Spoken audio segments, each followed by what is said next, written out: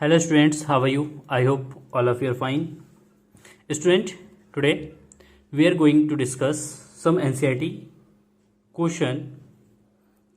In a previous lecture we had discussed question number 1 to question number 5. 1 से 5 तक हमने question discuss कर लिया था. क्वेश्चन नंबर 6 से ऑनवर्ड क्वेश्चन हम डिस्कस करते हैं आज.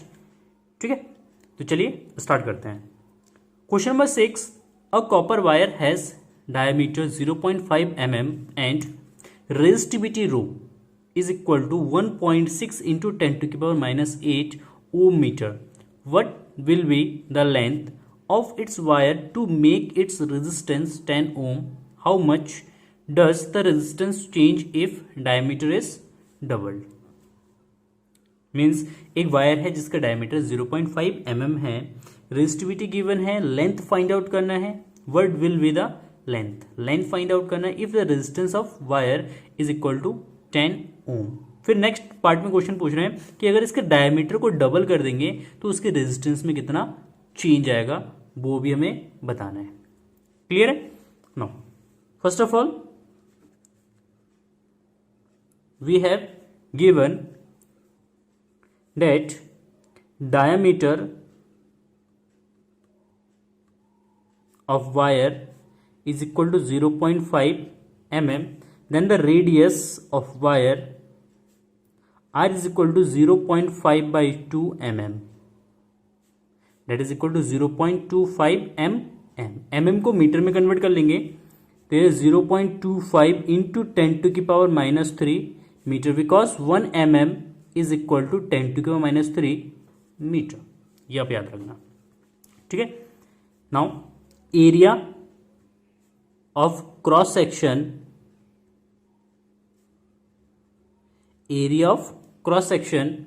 A is equal to pi r square, then the value of pi 3.14 into r 0.25 into 10 to the power minus 3 का square, that is equal 3.14 into 25 का स्क्वायर 625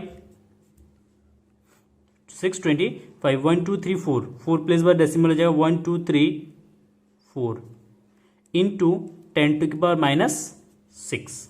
इसकी मल्टीप्लाई करते हैं, मल्टीप्लाई करेंगे तो आएगा 196,250 1 2 3 4 5 6 1 2 3 4 5 6. ठीक है ना, 6 प्लेस बार डेसिमल हो जाएगा into 10 to the power minus का 6. तो इसको लिखते हैं 1.96. बाकी नंबर्स को हम क्या करते हैं, डिजिट को एलिमिनेट कर देते हैं. तो 1.96 into 10 to the power minus 7. जब डेसिमल को इधर ले आते हैं तो पावर एक क्या होगा, सबट्रैक्ट होगा, तो -6 और माइनस का 1, that is equal -7 metre square. Now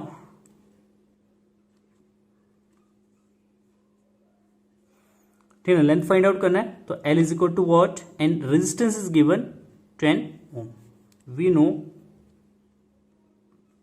date resistance of wire R is equal to rho L by A, then L is equal to R into A by rho.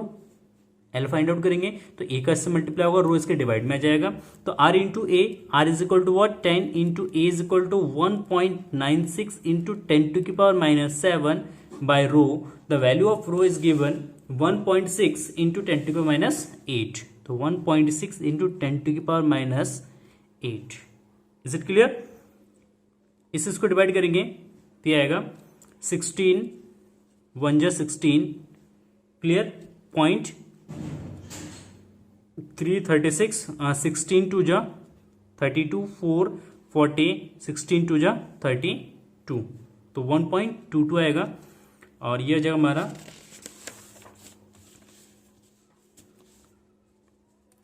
That is equal 10 into 1.22 into 10 to the power minus 7 divided by 10 to the power minus 8. इसको लिखेंगे 1.22 into 10 to the power minus 7, 8 ऊपर जाएगा तो plus का हो जाएगा, और 10 की पावर 1 है तो इसकी पावर 1 ऐड कर देंगे, प्लस का हो जाएगा. तो that is equal 1.22 into 10 to the power -7 और 8, ये हो जाएगा प्लस का 1 प्लस का 1 प्लस का 1 प्लस का 2, तो that is equal to 120 metre, मतलब अप्रोक्सीमेटली उसका जो लेंथ है 122 मीटर होना चाहिए. Now second part of question is how much does the resistance change if diameter is double. तो second part of this question, resistance R is proportional to 1 by A. It means कि R is proportional to 1 by pi R square and R का double करेंगे तो कितना होगा, diameter होगा. सो R is proportional to 1 by D square. तो R is proportional to 1 by D square. It means D को change करेंगे, डायमीटर को चेंज करेंगे तो रेजिस्टेंस चेंज होगा. लेकिन ये इनवर्सली प्रोपोर्शनल है. अगर डबल कर देंगे इसको 2D कर देते हैं तो 2D का स्क्वायर, तो 2 का स्क्वायर कितना हो 4. इट मीन्स अगर डायमीटर को डबल करेंगे तो हमारा रेजिस्टेंस 1/4 हो जाएगा. सो देखते हैं इस तरीके से. R1 if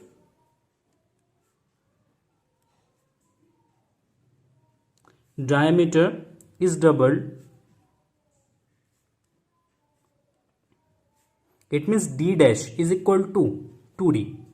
D dash is equal to 2D, then R dash is proportional to 1 by 2 D का स्क्वायर, that is equal कि R is proportional to 1 by 4 D. तो क्या होगा 1 by 4 तो जाएगा 4D स्क्वायर. इट मीन्स कि R dash by R is equal to 1 by D square by R dash 4D by 1 by D square. इससे cancel out हो जाए तो 1 by 4, then R dash is equal to 1 by 4 of R. तो it means ये हुआ कि जो new resistance होगा वो इनिशियल रेजिस्टेंस का 1/4 टाइम हो जाएगा, मतलब 1/4 टाइम्स रेजिस्टेंस जो है वो डिक्रीज हो जाएगा. तो new resistance will be R dash is equal to 1/4 into 10, क्योंकि इनिशियल रेजिस्टेंस कितना है 10 है, तो इसको डिवाइड करेंगे तो 2.25 ओम इतना आ जाएगा. सॉरी 2.5 होगा, 2.5 हो जाएगा. क्लियर है. Now question number 7. Now question number 7. The value of current I flowing in a given resistor for a corresponding value of potential difference V across resistors are as given below. I 0.5 जब potential difference 1.6 होगा. 1 3.4 पे 6.4 apply करेंगे voltage तो current 2 ampere flow होगा. 10.2 apply करेंगे तो 3 ampere current flow होगा. और 13.2 वोल्ट अगर अप्लाई करेंगे तो करंट 4 एम्पियर फ्लो होगा. ये एम्पियर में दे रखा है और ये वोल्ट में है. ठीक ना. तो इसमें हमें फाइंड आउट करना है plot VI graph according to this data and calculate resistance of resistor. Clear है. तो ग्राफ प्लॉट करना है, VI ग्राफ, एंड कैलकुलेट करना है, रेजिस्टेंस को कैलकुलेट करना है. तो first of all we draw a graph across V and I. Graph draw करेंगे V और I के बीच में. तो यहां पे देखेंगे ये हो गया हमारा current. Clear. 1 2 3 4 5 1 2 3 4 and 5. Voltage 1 2 3 4 5 6 7 2 4 6 8 10 12 and 14. 2 का डिफरेंस ले लेते इसमें. ठीक है. सबसे पहला पॉइंट है 0.5 एंड 1.6. 0.5 यहाँ पे होगा, 1.6 से थोड़ा सा कम होगा. एक लाइन ड्रॉ कर लेते हैं, स्ट्रेट लाइन आएगा. अब ग्राफ में प्लॉट करना है इसको. ठीक है. तो यहाँ पे पहला पॉइंट आ जाएगा. ठीक है. दूसरा पॉइंट 1 एंड 3.4 यहाँ पे आ जाएगा आपका ग्राफ. ठीक है ना. एंड 2 एंड 6.7 ये एक पॉइंट आ जाएगा. एंड 3 पे कितना 10.2. 3 पे आपका ये 10.2 आ जाएगा ग्राफ में इस पॉइंट पे. एंड 4 पे 13.2. 4 पे आपका ये पॉइंट आ जाएगा। एक ग्राफ में ड्रॉ करना, जब भी आप ग्राफ में ड्रॉ करेंगे एक स्ट्रेट लाइन बनेगा, तो इस तरीके से एक ग्राफ बनेगा हमारा, ठीक है ना। एंड कैलकुलेट करना है रेजिस्टेंस, तो रेजिस्टेंस इज इक्वल टू में पता है, we know that the resistance R is equal to slope of line, slope of line, and slope of line means y intercept divided by x intercept. मतलब हमें जब भी resistance find out करना है तो हम क्या करेंगे, वाई इंटरसेप्ट को डिवाइड करेंगे एक्स इंटरसेप्ट को, या इस तरीके से यहां पे हम क्या करते हैं, लाइन ड्रॉ कर लेते हैं, एक ट्रायंगल ड्रॉ कर लेते हैं। Clear?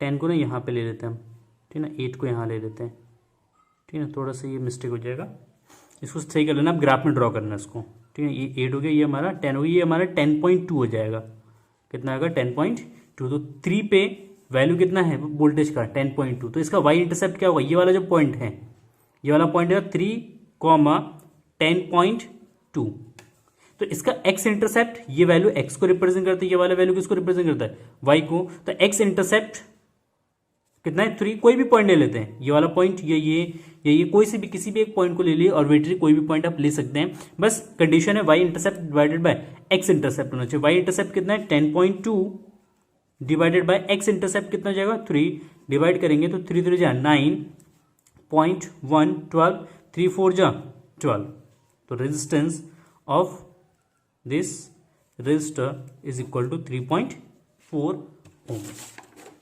Clear? Now, next question.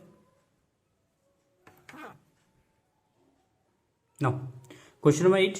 When a 12-volt battery is connected across an unknown resistor, there is a current of 2.5 milliampere in the circuit. Find the value of resistance of the resistor. Then given potential difference V is equal to 12 volt, current I is equal to 2.5 milliampere, ठीक है ना। Then 1 milliampere is equal to 10 to the power minus 3 ampere, तो milli ampere को ampere में convert कर लेंगे, that is equal 2.5 into 10 to the power minus 3 ampere. Clear? हमें find करना है रेजिस्टेंस ऑफ द रेजिस्टर, तो resistor find out, resistance find out करना R, and we know that according to ohm's law, Ohm's law V is equal to IR, then R is equal to V upon I, then R is equal to V, value of V is equal to 12 by 2.5 into 10 to the power minus 3. Is it clear? ठीक है, point डालेंगे, 0 जगह ऊपर 25 से इसको divide कर देते हैं, या 5 से डिवाइड कर लेते हैं पहले, 5 2 जा 10, 5 4 जा 24, 5 5 जा 25, 5 से डिवाइड करेंगे इसको तो 5 4 जा 20 पॉइंट, यह जगह हमारा 40, 5 8 जा इंटू 10 टू की पावर माइनस का 3 ऊपर जाएगा तो क्या जाएगा इसमें प्लस में, तो 4.8 इंटू 10 टू की power 3 ohm, then the value of R is equal to 4.8 into 10 to की power 3 ohm. Now question number 9, a battery of 9 volt is connected in series with resistor of 0.2 ohm, 0.3 ohm, 0.4 ohm and 0.5 ohm and 12 ohm respectively. How much current would flow through the 12 ohm resistor? It means यहाँ पे 5 resistor दे रखे हैं, 0.2 का, 0.3, 0.4 and 0.5 का and 12 ओम का, 5 resistor connected है series में, ठीक ना, और इसके साथ एक बैटरी कनेक्टेड है 9 वोल्ट की, ठीक ना, it is a 9 volt battery, और ये जो 0.2 ओम का, ये 0.3 ohm, 0.4, 0.5 and 12 ohm, R1, R2, R3, R4 and R5. We just find out the current which is flowing through the 12 ohm resistor. We know that all the resistors are connected in series and in a series combination current will be same. current हमेशा same होता है ठीक। तो 0.2 ओम से जितना current flow होगा उतना ही current 12 ओम से भी फ्लो होगा। इट मीन्स इस सर्किट में जितना करंट पास हो रहा है सेम उतना ही करंट सारे रजिस्टर से पास होगा। देन करंट फाइंड आउट करने के लिए टोटल हमें फाइंड आउट करना पड़ेगा टोटल रेजिस्टेंस कितना है। तो just we have to calculate the total resistance of the circuit. Then the total resistance of the circuit R is equal to R1 plus R2 plus R3 plus R4 plus R5। Clear. Series combination का formula है, series combination formula करेंगे। Then R is equal to 0.2 plus 0.3 plus 0.4 plus 0.5 plus 12। तो 2 3 5 5 5 10 10 तो 1.4 plus 12 is equal to 13.4 ओम। तो कितना current flow हो रहा है, सॉरी कितना रेजिस्टेंस है, 13.4 ओम का रेजिस्टेंस सर्किट का टोटल है। Then the current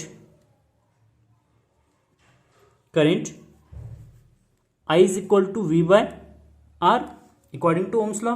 then the value of V is equal to 9 volt, 9 volt की बैटरी अप्लाई किया गया है तो पोटेंशियल डिफरेंस 9 वोल्ट का है। R इक्वल टू है 13.4, कितना 13.4। तो इसको जब डिवाइड करेंगे तो ये आएगा हमारा 0. Total resistance of the circuit is equal to 0.67 ampere. मतलब इस सर्किट में टोटल जो करंट फ्लो होगा वो 0.67 एम्पियर करंट फ्लो होगा। Then current flowing through the 12 ohm resistors will be 0.67 ampere. Is it clear? Simple. Now next question. Now question number 10, how many 176 ohm resistor in parallel are required to carry 5 ampere maximum 5 ampere current on a 220 volt line। मतलब 176 ओम के कितने resistor को हम parallel में combine करें ताकि उस circuit में टोटल जो है 5 एम्पियर का करंट फ्लो हो जब उसको कनेक्ट करेंगे 220 वोल्ट के लाइन से। तो जस्ट सी हियर, लेट कर लेते हैं कि n जो नंबर ऑफ रेजिस्टर को हमने किस में कनेक्ट किया है, पैरेलल में। और जब n नंबर ऑफ रेजिस्टर को पैरेलल में कंबाइन करेंगे और इसके क्रॉस हम एक बैटरी का कनेक्ट करते हैं 220 वोल्ट का, ठीक है, तो सबका रेजिस्टेंस सेम है, इसका भी R और ये भी R, और इसमें n रेजिस्टर को कनेक्ट किया गया है। कितने रेजिस्टर को, n नंबर ऑफ रेजिस्टर को कनेक्ट किया गया पैरेलल में। तो देखिए सबका रेजिस्टेंस इक्वल है, सबके क्रॉस 220 वोल्ट का पोटेंशियल डिफरेंस है, तो इट मीन सब में करंट क्या होगा, सेम होगा। इसमें भी आई करंट होगा, इसमें भी आई करंट फ्लो होगा, इसमें भी आई करंट फ्लो होगा। और टोटल जो हमारा सर्किट में टोटल जो करंट फ्लो हो रहा है वो कितने एम्पियर का करंट फ्लो हो रहा है, 5 एम्पियर का करंट फ्लो हो रहा है। तो इट मीन्स करंट का कॉन्सेप्ट यूज करके हम यहाँ पे नंबर ऑफ रेजिस्टर निकालते हैं। तो current in each resistor I is equal to V by R. Then value of V is equal to 220 volt by R. One resistor का जो वैल्यू है वो है 176, तो डेट इज 220 बाय 176 एम्पियर। अब इसको यहाँ पे डिवाइड नहीं करते हैं। Now the total